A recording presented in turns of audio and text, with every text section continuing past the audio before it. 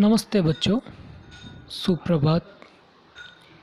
मैं मेवाड़ा मनोज दीपदर्शन विद्या संकुल से हिंदी विषयाध्यापक। आज हम पढ़ेंगे हिंदी साहित्य स्पर्श भाग 1 कक्षा 9 पाठ 8 रहीम के दोहे। जैसा कि आप देख रहे हो, हम पढ़ रहे हैं कक्षा 9 की हिंदी स्पर्श भाग 1। तो हम पढ़ रहे हैं पाठ 8 रहीम के दोहे। रहीमदास जी का जन्म 1556 में हुआ था। पाठ 8 रहीम के दोहे। रहीमदास जी के दोहे हम अगले 2 वीडियो में कुछ दोहों का अध्ययन कर चुके हैं और अब हम इस पाठ के शेष दोहों का अध्ययन करेंगे। तो अब रहीमदास जी का अगला दोहा आपको दिखाई दे रहा है स्क्रीन पर। बिगड़ी बात बने नहीं, बिगड़ी बात बने नहीं, लाख करो किन कोई। बिगड़ी बात बने नहीं, लाख करो किन कोई। रहीमन फाटे दूध को, मथे न माखन होय। रहीमन फाटे दूध को, मथे न माखन होय। अब देखिए इस दोहे के शब्दार्थ देख लीजिए। बिगड़ी अर्थात बिगड़ी हुई या बिगड़ना। फाटे दूध अर्थात जो दूध है वो फट चुका है, ऐसा दूध। अगला शब्द है मथे अर्थात मथना, बिलोना।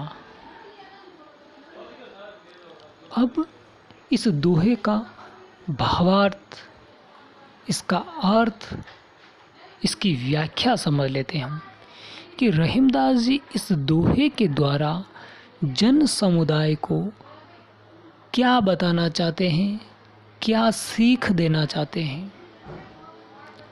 रहीमदास जी के इस दोहे का अर्थ हमें समझ करके अपने जीवन में उतारना चाहिए। बहुत ही अच्छी बात इस दोहे के द्वारा रहीमदास जी ने बताई है, समझाई है, जिन्हें हमें अपने जीवन में उतारना चाहिए। तो अब हम चलेंगे इसकी व्याख्या की ओर। तो सभी ध्यानपूर्वक सुनेंगे और समझेंगे। अब देखिए रहीमदास जी इस दोहे के द्वारा क्या समझा रहे हैं कि यदि कोई बात एक बार बिगड़ जाती है, जब कोई बात एक बार बिगड़ जाती है तो लाख कोशिश करने के बावजूद भी हम उसे ठीक नहीं कर सकते हैं। जब कोई बात एक बार बिगड़ जाती है तो हम लाख कोशिश करके भी उसे हम ठीक नहीं कर सकते हैं। यह वैसे ही है जैसे जब दूध एक बार फट जाता है तो फिर उसको मथने से मक्खन नहीं निकलता है। देखिए रहीमदास जी ने बहुत ही अच्छी बात बताई है कि यदि कोई बात एक बार बिगड़ जाती है तो फिर वो कभी भी वापस ठीक नहीं हो सकती है। उदाहरण दिया है बहुत ही अच्छा कि दूध यदि एक बार फट जाता है तो फिर आप उसको मथो चाहे कितनी भी बार, उससे मक्खन नहीं निकलने वाला है। अर्थात हमें हमारे जीवन में कभी भी कोई बात बिगड़ने नहीं देना चाहिए। जहाँ तक संभव हो, जहाँ तक पॉसिबल हो, उस बात को हमें सुधारना चाहिए, बिगड़ने से बचाना चाहिए। तो हमें हमारे जीवन में यह सीख उतारनी चाहिए। रहीमदास जी ने बहुत ही अच्छी सीख दी है ये। और आज के संदर्भ में देखा जाए तो यह हर इंसान पर लागू होता है। हर इंसान को अपने जीवन में यह सीख उतारना ज़रूरी है। तो अब हम चलेंगे अगले दोहे पर। रहमदास जी का अगला दोहा देखिए, रहीमन देखी बड़ेन को, रहीमन देखी बड़ेन को, लगू न दीजिए डारी, लगू न दीजिए डारी। जहाँ काम आवे सुई, कहा करे तरवारी। देखिए रहमदास जी ने बहुत ही सुंदर बात बताई है, बहुत ही अच्छी बात बताई इस दोहे के द्वारा। सबसे पहले हम शब्दार्थ देख लेते हैं। बड़ेन अर्थात बड़ा, लघु अर्थात छोटा, और आवे अर्थात आना। अब देखिए यहाँ पर दो चित्र दिखाई दे रहा है आपको, एक सुई का है, एक तलवार का है। इन दोनों को लेकर के बहुत ही सुंदर व्याख्या इस दोहे के द्वारा रहीमदास जी ने की है। तो अब हम चलेंगे इसकी व्याख्या की ओर कि हम समझे कि रहीमदास जी इन दोनों को लेकर के क्या सीख दी है हमें। तो अब हम चलेंगे व्याख्या की ओर। देखिए व्याख्या को समझते समय आपको ये दो चित्र जो है सुई तलवार, इनको ध्यान में रखना है। देखिए रहीमदास जी क्या कह रहे हैं, किसी बड़ी चीज़ को देख करके किसी छोटी चीज़ की उपेक्षा नहीं करनी चाहिए। अर्थात जब अपने पास कोई बड़ी वस्तु आ जाती है तो हमें छोटी वस्तु को बेकार नहीं समझना चाहिए। क्यों, वो आगे बताया है। बड़ी चीज़ के होने पर किसी छोटी चीज़ को कम नहीं समझना चाहिए, क्योंकि जहाँ छोटी चीज़ की ज़रूरत होती है वहाँ पर बड़ी चीज़ बेकार हो जाती हैं। अर्थात कहने का मीनिंग है, कहने का अर्थ है कि जहाँ पर छोटी चीज़ काम आती है वहाँ पर छोटी चीज़ ही वो काम कर सकती हैं, वो बड़ी वस्तु काम नहीं कर सकती हैं। और जहाँ पर बड़ी वस्तु काम कर सकती है वहाँ पर छोटी चीज़ काम नहीं कर सकती है। उदाहरण सुई और तलवार का दिया है कि जहाँ पर सुई काम आती है वहाँ पर तलवार सुई का काम नहीं कर सकती है। अर्थात बड़ी वस्तु को देख करके छोटी वस्तु को में फेंक नहीं देना चाहिए, उसकी उपेक्षा नहीं करनी चाहिए। अर्थात छोटी चीज़ की जगह पर छोटी चीज़ ही काम करेगी और बड़ी चीज़ की जगह पर बड़ी चीज़ ही काम करेगी। अतः हमें दोनों का जो अर्थ है वो अपनी अपनी जगह पर सही होता है।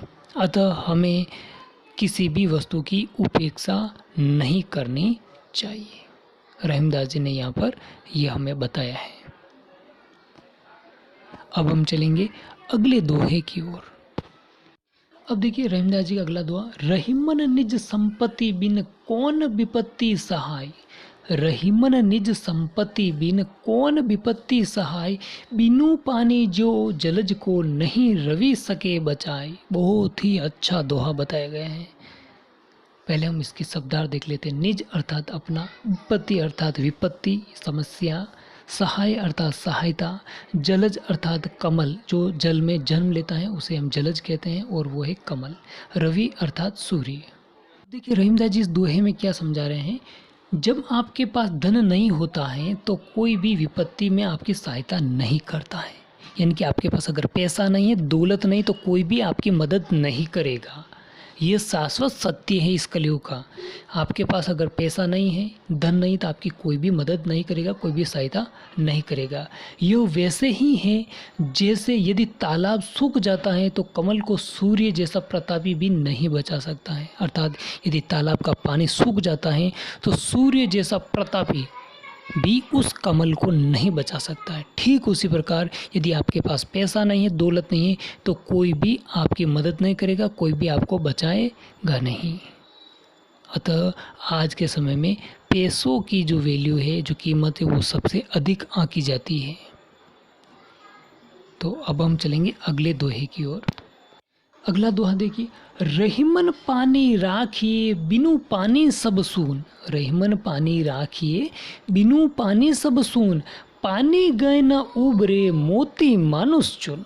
शब्दार्थ देखिए, बिनु अर्थात बगैर या बिना, सून अर्थात असंभव। अब देखिए बहुत ही अच्छी बात कही रहीमदास जी ने यहाँ पर, इसकी व्याख्या हम देखेंगे। अब देखिए रहीमदास जी क्या कह रहे हैं, जिस तरह आटे का अस्तित्व पानी के बिना नम्र नहीं हो सकता है। अर्थात जो आटा है उसको हम पानी के साथ गूंथते हैं तभी वो नम्र होता है। और मोती का जो मूल्य है उसकी आभा के बिना नहीं होता। यानी कि जो मोती है यदि उसके अंदर चमक नहीं है तो उसकी कीमत नहीं होती है। अर्थात जब वो चमकेगा, जितना अच्छा सुंदर चमकेगा उतनी ज़्यादा उसकी कीमत होगी। और आटे के अंदर जितना पानी आप डालोगे उतना ही वो नम्र होगा। उसी तरह मनुष्य को भी अपने व्यवहार में हमेशा पानी अर्थात विनम्रता रखना चाहिए, जिसके बिना उसका जीवन जो है वो जीना व्यर्थ हो जाता है। यानी कि यदि इंसान के पास विनम्रता नहीं है, नम्रता अगर नहीं है, तो फिर उसका जीवन जो है वो बेकार है, व्यर्थ है, वो किसी काम का नहीं है। अर्थात मनुष्य के पास नम्रता अर्थात विनम्रता होना अति आवश्यक है। और इंसान का कहते हैं कि सबसे बहुमूल्य गहना जो है वो विनम्रता ही होती है। अर्थात हमारे पास, इंसानों के पास, मनुष्य के पास विनम्रता होना अति आवश्यक है। रहीमदास जी इस दोहे के द्वारा हमें यह समझा रहे हैं। इस प्रकार से हमारे इस पाठ के दोहे समाप्त होते हैं और उम्मीद करता हूँ कि आपको ये दोहे अच्छे से समझ में आया होगा। और अब इस पाठ के एक प्रश्नोत्तर जो है आपको अपनी नोटबुक के अंदर करने हैं। धन्यवाद।